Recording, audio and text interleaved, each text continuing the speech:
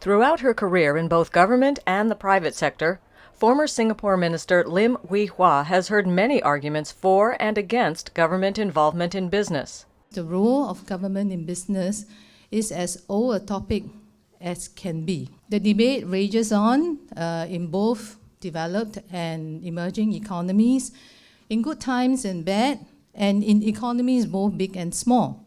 She's put her thoughts on the subject into a book titled Government in Business, asking the question, friend or foe? It's not an easy question to answer. Speaking at the book launch reception at Singapore's Tanglin Club, Lim said many of the functions a government is expected to perform have an impact on the business climate.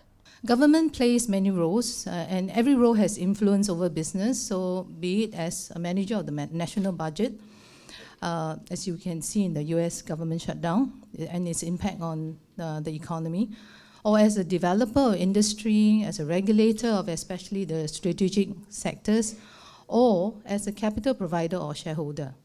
At a seminar prior to the book launch, Lim said there are many good reasons for state involvement in business, but as well as asking why get involved, governments must also ask when to enter and when to exit.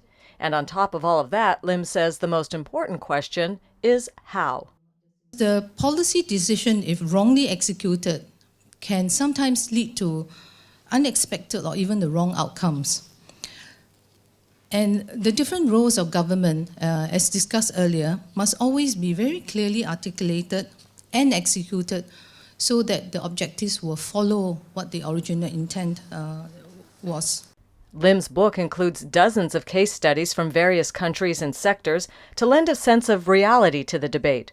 In Brazil, for example, the government's role of investing in infrastructure has come under withering fire from massive protests. These were there to demonstrate against the unnecessary spending, especially on the building of spanking new stadiums for the World Cup and the Olympics. So even their strong football passion was not spared. On the other hand, she points to the growth of the UnionPay card in China as an example of government successfully playing a role as a regulator nurturing targeted industries. UnionPay has out-issued Amex, Visa, and MasterCard globally, and it has almost 3 billion cards in circulation and a third market share. Every time when I try to update the stats, the numbers have gone up, indicating that they have been gaining ground, obviously at the expense of the other players. Changes in the political and economic climate can influence public opinion on government's involvement in business. Panelist Lu Moon Leong, Provost Chair Professor at NUS Business School and Faculty of Engineering, recalled what it was like when Singapore was young. Those of you who remember when we first became independent in 1965, we were bankrupt. The British moved out. 25% of the economy was taken away. My father lost his job. And what do? The government has to create jobs. Fast forward to 2013, and panelist Mildred Tan of Ernst & Young Advisory says governments around the world are again playing a bigger role in business.